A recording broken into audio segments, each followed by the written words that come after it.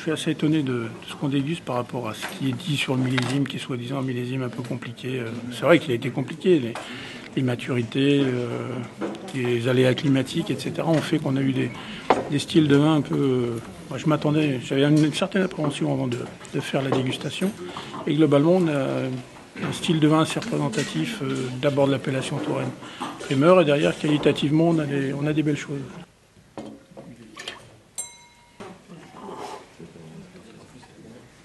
Globalement, on a des vins un petit peu assez fruités, très gourmands, donc qui restent sur les arômes typiques de fraises qu'on peut ressentir souvent sur les Touraine primeurs.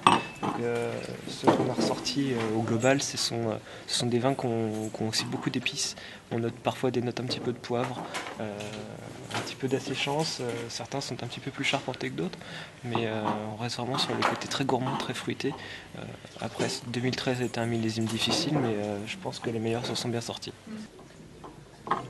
Le Touraine primeur, enfin les gamay et les sauvignons récoltés en Touraine l'ont été dès début octobre, donc sur une période qui était encore acceptable. Ça s'est dégradé plutôt après. Les volumes, néanmoins, sont en baisse de 20%.